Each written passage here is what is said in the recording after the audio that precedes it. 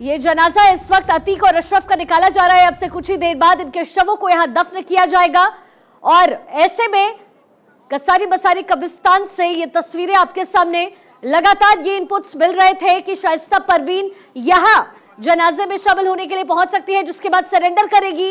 और ऐसे में बड़ी जानकारी, बड़ी खबर इस वक्त यही मिल रही है कि शाइस्ता परवीन इस वक्त कसारी बसारी कब्रिस्तान पहुंची है।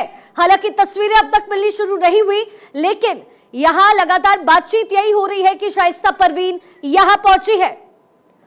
मेरे सहयोगी सचिन लगातार ग्राउंड जीरो से हमारे साथ बने हुए हैं। Sachin, over to you.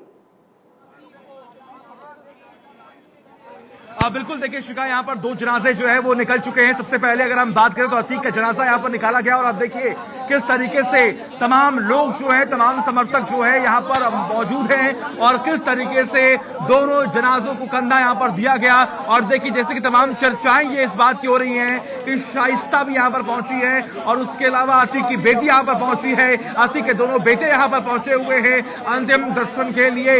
लेकिन देखिए लोगों का हुजूम यहाँ पर मौजूद है, तमाम जो समर्थक अतीक के वो यहाँ पर पहुंचे हुए हैं। बड़ी बात आप ये देखें किस तरीके से यहाँ पर 3 से 4 महिलाएं यहाँ पर पहुंचती है, जिसके बाद हलचल कितनी ज्यादा बढ़ जाती है। क्योंकि खबरें ये बताई जा रही है कि शाइस्ता परवीन, जिसको लेकर चर्चाएं हो रही है कि क्या शाइस्ता यहाँ पर पहुंचेगी, तो उसने अपने चेहरे से बुर्का हटा कर ये कहा कि मैं शाइस्ता हूं। ऐसी यहाँ पर चर्चाएं हो रही है, इसीलिए तमाम हलचल बढ़ी कि क्या शाइस्ता परवीन यहाँ पर आ चुकी है। हालांकि देखिए उनके नाम नोट किए गए हैं, आधार कार्ड दिखाया गया है, उसके बाद ही उन्हें एंट्री मिली है।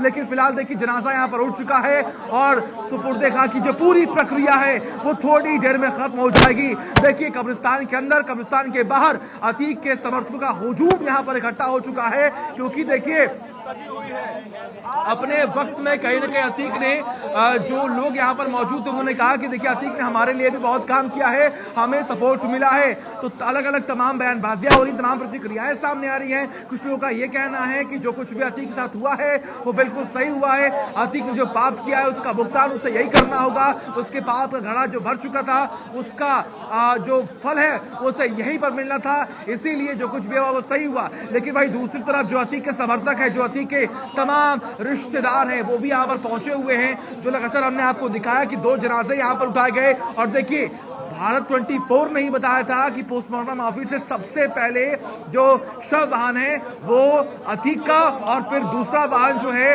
वो अशरफ का था। और उसके बाद हमने आपको दिखाया किस तरीके से लगभग आधे घंटे के अंतराल में, आधे घंटे के गैप में दोनों गाड़ियां यहाँ पर पहुंचती हैं। उसके बाद जो प्रक्रिया होती है नहलाने की वो यहाँ पर पूरी की जाती है। और फिर आपने देखा किस तरीके से जो ग्वारा जिसे कहते हैं, जिसपर शव रखा जाता है, जिसको जनाजा कहते हैं, जो जनाजा उठाया गया है उसको भी आपने देखा। पहले अतीक का जनाजा, फिर दूसरा अशरफ का जनाजा।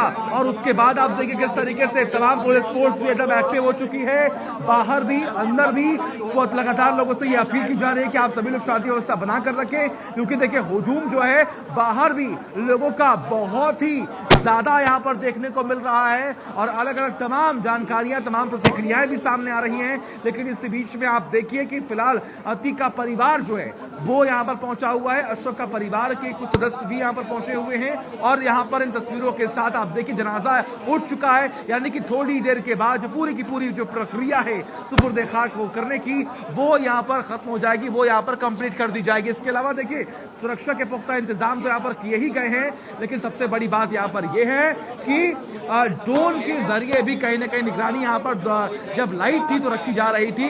अभी फिलहाल आपको बता दें कि जो जनाजा उठा है वो लगभग 100 मीटर दूर जाकर जहां पर कब्र खोदी गई है वहां पर उन्हें मिट्टी जाएगी और फिर उन्हें दफना दिया जाएगा।